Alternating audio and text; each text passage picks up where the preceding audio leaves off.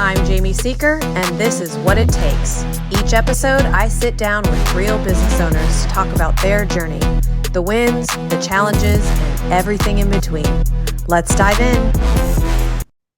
Hello, everyone. Today, we've got a really exciting guest, James Bates, the founder of AdviNow Medical. James isn't just another tech entrepreneur. He's a game changer in healthcare using AI and augmented reality to completely transform the patient experience. And what I love most about his story is the journey behind it, how he went from leading billion-dollar tech businesses to raising 20 million for his own startup. And we're going to dig into that process, how it was really like, since this is called What It Takes. So, of course, we're going to talk about the challenges, also the wins, and the lessons that he's kind of picked up and learned moving forward and along the way. So, if you're an entrepreneur looking to scale, raise capital, or you're just simply curious about what it really takes to build something groundbreaking, you're going to love this episode. So, let's dive in. Hi, James. How are you? Hi, Jamie. Thanks for having me. Oh, it's a pleasure. It's a pleasure to have you. So let's just jump right in and talk right now about what inspired you to launch AdviNow Medical. Yeah, previous to AdviNow, I was running a billion-dollar business in self-driving vehicle technologies. And we sold that business. And as an officer of the company, it was a good time for me to retire. So I did. But then I had to find something else to do that had nothing to do with my previous life. I could do anything I wanted to do, just nothing that I've ever done before. And so healthcare was interesting because it seemed pretty broken, right? And there's got to be something that can be done. Well, those are almost the famous last words of every health tech founder. But my initial thought was to just look at the medical practices and maybe buy a few medical practices and then see if I could learn healthcare that way. Well, my astonishment when I started doing the diligence, and I looked at about 30 different entities over about 6 months, was that I couldn't find a medical practice that actually made money. The very, very low profitability and the forward looking of all of these businesses was also very poor. And so it was astonishing to me that they're a 20% of our economy, right? 20% of our GDP is healthcare, yet none of it's making money. And so how is so much of our economy being spent in areas that aren't making money? So I kind of gave up a little bit and I went and told everyone that I was doing diligence on that, hey, thanks, but no thanks. And when I did that, one of the guys who ran a chain of a doctor group came to me and he said, look, James, the business is bad. I know, that's why I'm trying to sell it. But help me fix it. Don't just walk away. Come help me fix it. And that gave me an opportunity to really dive in and look at what was wrong with medicine. And given my previous life, I had a large manufacturing organization that I was responsible for. I'm very, very knowledgeable on how to cost out products and how to ramp them. So I figured, well, what is the products that we have here? Well, a medical encounter is the product, right? Your doctor visit, that is the product. And how much that product is worth is defined by the insurance companies. And that's probably not going to change. So the value of that product doesn't change. So the cost is the only thing you can look at. So I figured I would do what's called a time and motion study, where you take a stopwatch and you measure exactly every single motion in that manufacturing process, which in this case is a medical encounter. So what was very amazing as I went through this is I ended up with a spreadsheet of about, almost 3,000 lines long of different steps that people were doing during the medical encounter. But what's astonishing is that 70% of the cost of the medical encounter was the doctor. So you had another 30% you could go after, but really that's diminishing returns. If there's only 30% of the business that's non-doctor cost, then you're not going to get much. But then when you start diving into the doctor costs, what you see is that the doctor was spending 66% of their time doing things that had nothing to do with their medical licensure. These activities were more administrative related. Now, they did require knowledge of insurance rules. They required knowledge of medical workflows. They required a bunch of knowledge, but you didn't need a medical license to do them. And so it was ripe for artificial intelligence. So we developed an AI that completely automates away all of those tasks that a doctor does outside of the actual medical decision. So you want a doctor to spend time with the patient, talk to the patient, add the human element, make that decision, maybe do a procedure.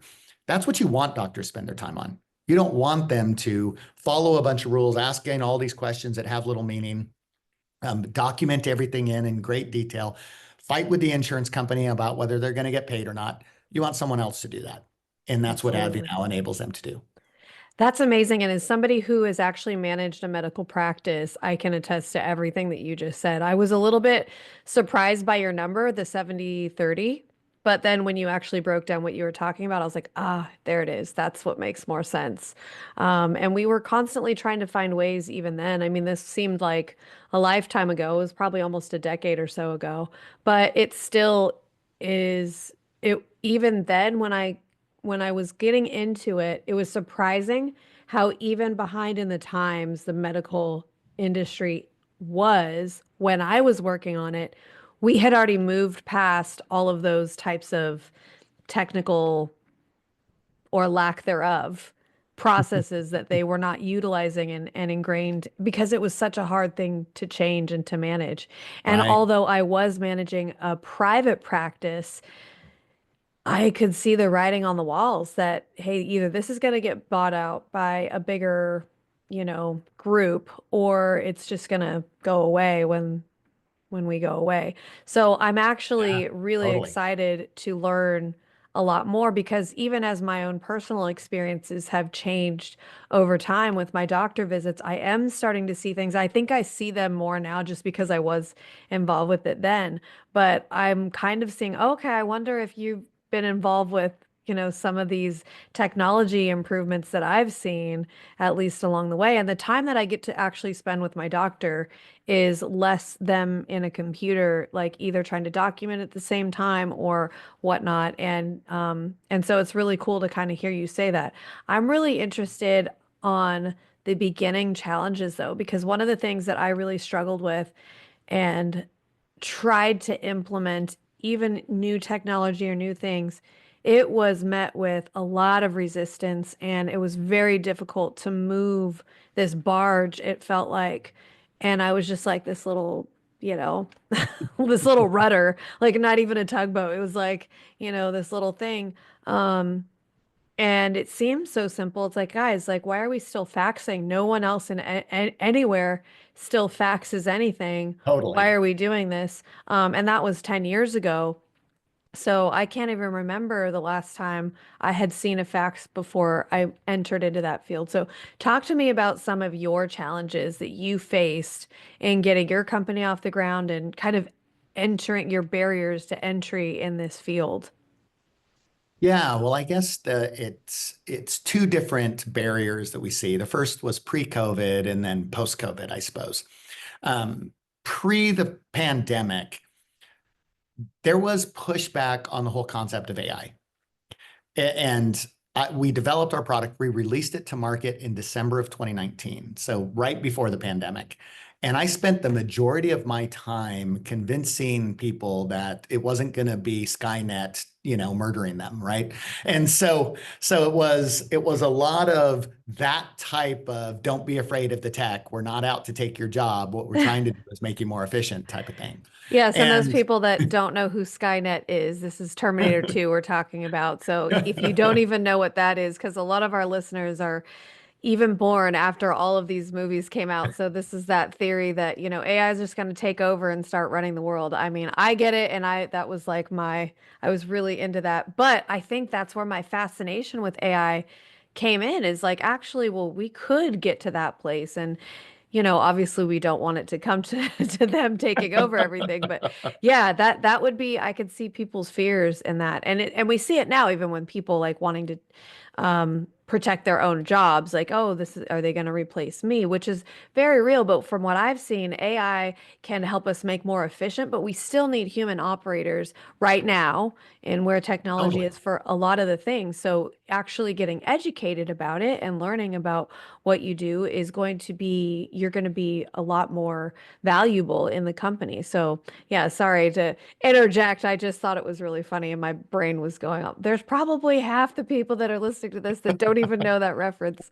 So Go watch Terminator go. movie, all of the series. It is a great show. Good old Arnold Uh, Schwarzenegger. yes, yes, definitely, definitely. Yeah, and pre-pandemic, that was a lot of the fear. Now, ChatGPT kind of changed everything. The pandemic changed everything. Of course, medical practices were impacted dramatically when the pandemic hit.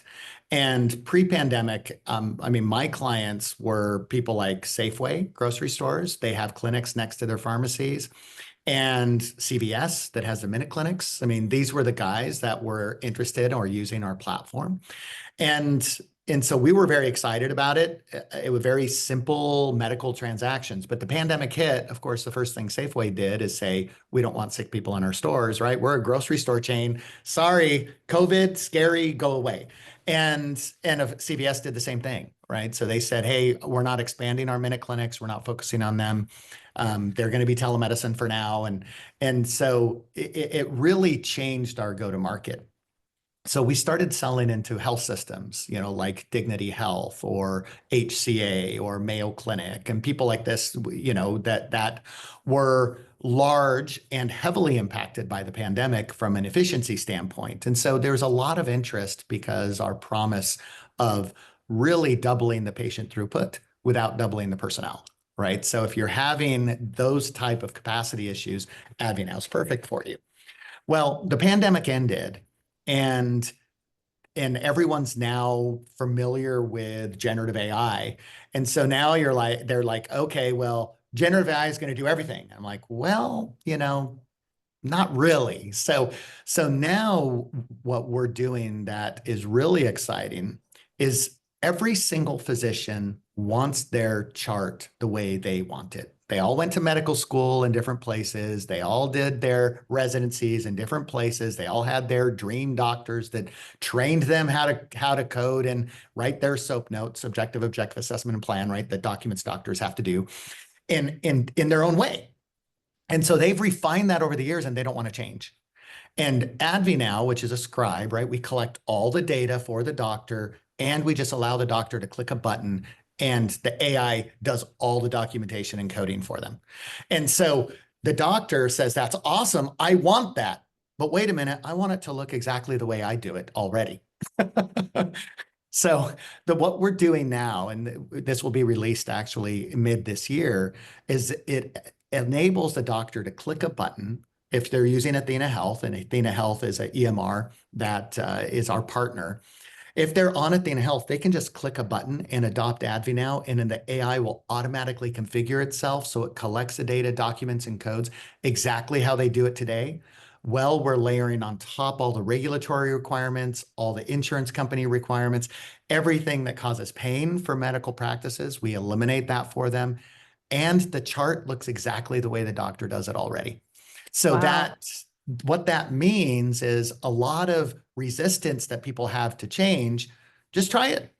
Click a button, give it a try, and use it free for 30 days. And if you like it, pay, obviously, like a Dropbox account, right? Use it free for 30 days. And if you still want the space, then pay. If not, then don't, right? And and that will allow the business to really scale. And so we're really excited about that. That's actually really exciting. I would have been so excited as a practice manager to see something like that. And I tried to get human scribes in because my doctors just weren't. I could see that, just identifying those inefficiencies and things like that. I didn't want my doctors doing that, nor were they really doing it efficiently or effectively. And so we'd have to either get things kicked back from billing. And so those are the things that I think AI Totally. really helps us to download all that data so that doesn't live in your head and you're not looking up things that you have to do. It doesn't get kicked back to you. So what we're kind of talking about here, if you're not familiar with medical coding or whatever, is really just understanding how insurance bills and the requirements that they have in order to reimburse these medical practices into this system. So they have all that information from what I'm hearing from you in your Yeah. AI, and also any ailment or anything that you could possibly talk about in a visit just encompassed by clicking a button or a drop down is so much easier than typing something in, and it helps eliminate those mistakes as well. So we've had to go from paper to, then you mentioned EMR, which is an electronic medical record, to like doing this all on the computer. And that changeover was extremely painful and hard for businesses to do, in their medical practices. And then from there, integrating AI into that. So what a Totally. wonderful place technology has taken us. And I'm so glad to hear that you're doing what you're doing. So let's talk a little bit about your business itself, because one of the most important things about isn't just technology. You can have the greatest technology. And we've seen a lot of these tech startups that have amazing things going on, but some things that are missing in their business model may not bring that to market, or they might just crumble on it. So one of those things that I've seen in talking to guests or just kind of being around is building the right team. So how did you recruit top talent and build a team kind of capable of executing such a huge vision like this? And not just talking about like pre-pandemic, because that was a huge vision in and of itself, but then all those challenges that you mentioned coming about post-pandemic. And because there was definitely some pros and cons of that, right? Like that's what I saw in my business is everyone in the world learned how to use Zoom. And as a model that was initially going into every business offering services, and I kind of shifted from doing that a couple of years before the pandemic in order to be more efficient. I had a lot of barriers to entry into getting into that because people are like, oh, I don't understand, or they didn't really see outsourcing as being effective or efficient or part of everyday life. And overnight, COVID helped us with that when everyone stayed home and worked from home, and people saw that was so efficient and effective and that we can do business that way. So that helped me. So I would imagine some of that, some of those benefits came about, but you're still running a business. So building teams and facing challenges are still going to be there. So talk a little bit about that and how you manage to obviously rise above all those challenges. Yeah, I mean, one of our taglines is AdviNow allows doctors to be doctors once again, right? And so if you're old like me, and when I was a kid, I'd go to the doctor would just scribble a couple of things on a piece of paper, and that's the end of the chart work that the doctor does. That scribble never even goes to the insurance company. They just send a bill to the insurance company pays. Well, of course, there's fraud opportunities. There's lots of things that happen from that. And so it's gradually the government forced doctors to start using electronic medical records, a database essentially, and put everything into this, you can imagine as an Excel spreadsheet, but all of the data for every single patient being populated in there. Well, that has driven from a time back in the 80s when I was a kid of the doctors spending 2 to 3 minutes on medical records to now doctors spending 70% of their time on medical records and not getting paid, right? And so that dynamic is forcing people out of the medical field. It's detrimental. So I just wanted to get that out there, given the commentary you made earlier. Now on building the team, the I was lucky enough to found AdviNow at the exact same time American Express here in Arizona was doing downsizing. And so one of their senior vice presidents, who was one of the early technology guys in American Express, actually was my head of technology. And I was able to bring him in, and it was just fantastic. We were able to grow the team. We went from 0 to up to 100 people really by 2020, January of 2020, before the pandemic. Of course, we shrinked after the pandemic, but at our peak, we had 100 people, and it was all about getting those first key leaders. Now, I'm an AI guy myself, so I actually architected the system and I drafted most of the patents for the AI in the early days. But outside of that, really, Jim, who was my head of technology, he found everyone else, right? He did all the hiring and management of all of that.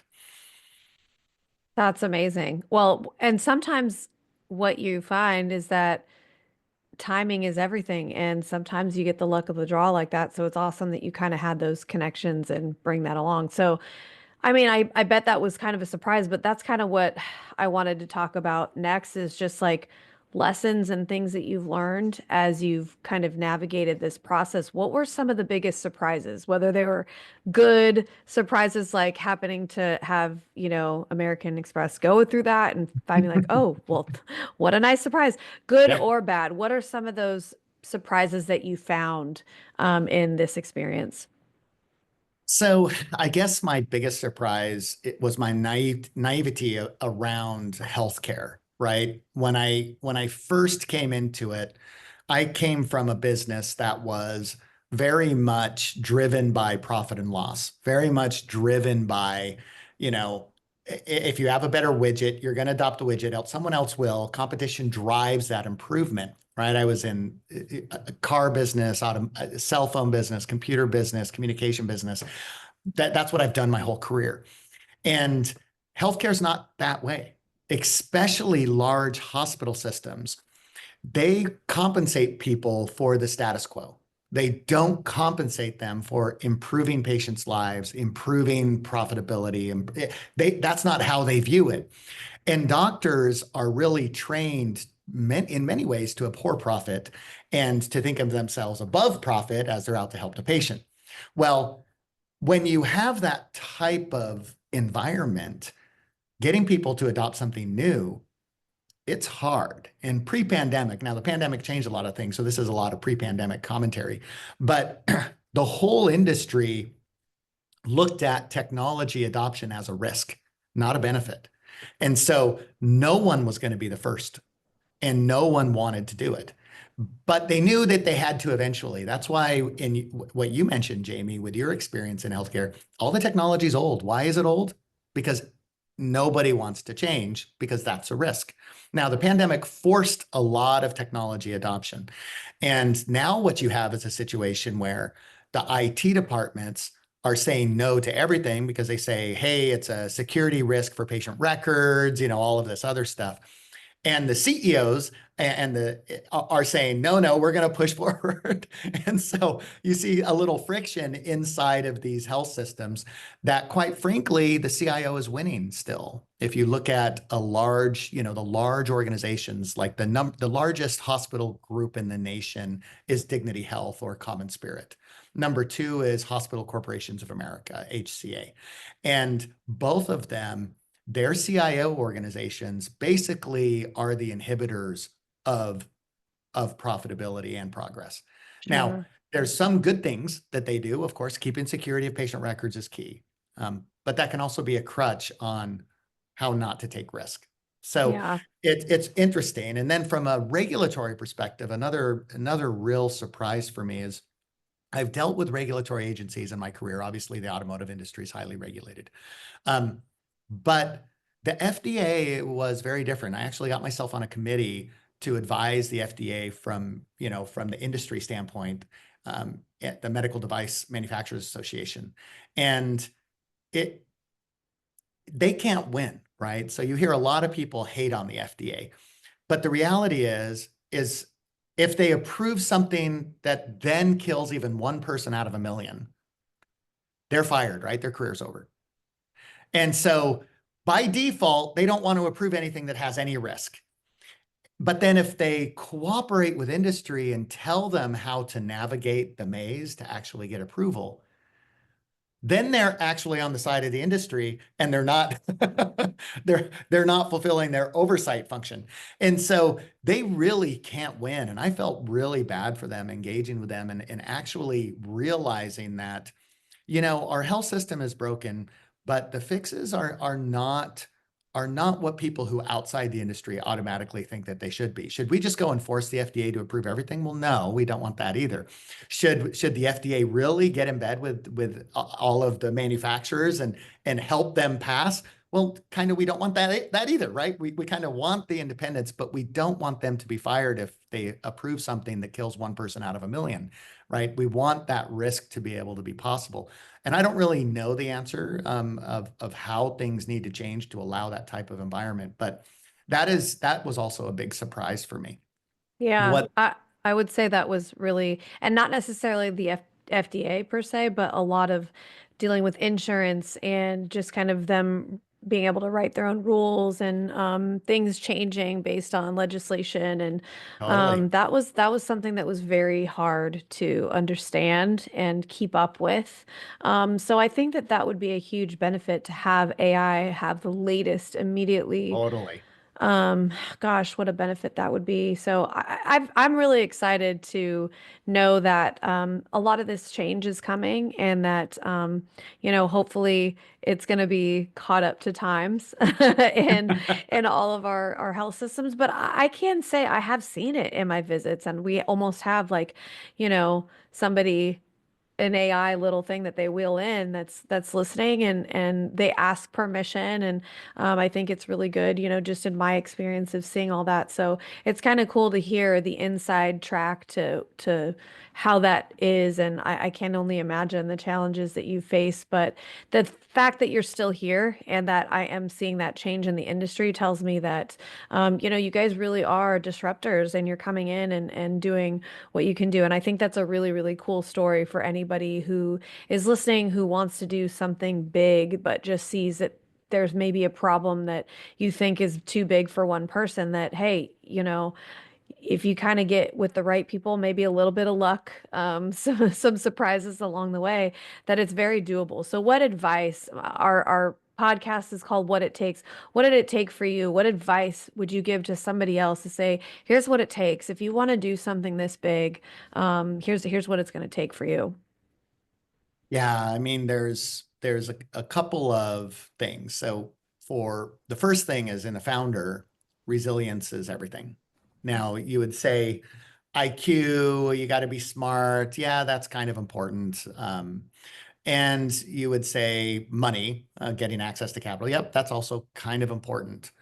But I thought I was resilient before I founded this company.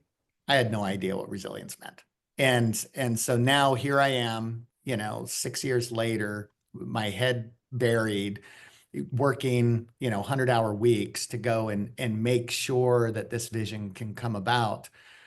But you can't get tired of it. You have to be able to hype yourself up and get out there and do it. And it's not only the hard work, it's about the naysayers, right? And people who were at one time very positive, and then they're like, "Wow, this is taking too long, James, give up." you know, or or COVID killed you, just, bankrupt the company and start again. Uh, you know, no, right? This is the vision. This is the future. And if you can tell me why this future is not valid all day long, I want those conversations. If you can tell me why there's another competitor who is doing everything that we're doing and they're doing it better than I can do, let me know, because I'll be the first one to shutter the company and walk away. But if all you're saying is this is taking too hard and this is, it's taking too long, then you just have to ignore it. And learning what to ignore and what to embrace for your own betterment, it's a learned skill that I don't think anybody's born with. And Wow. so you just have to be able to hammer through it. That's great. Yeah, resilience, choosing the voices that you listen to. Maybe a little bit of financial acumen is going to help you along the It's way, but definitely going to help you. really Yeah. what it comes down to is perseverance and continuing your fortitude to keep going. And that's a common trait that I think when I speak to a lot of business owners, that's what they say, is that's what's going to make or break you, is the founders' unwavering vision and relentless pursuit of it is going to continue to keep pushing your company forward. So, James, wow, what a conversation. Thank you so much for being on the show. You really gave us an inside look about what it takes to scale a startup, from challenges of, starting off, whether it's industry challenges and pushback there, or financial, the importance of building the right team.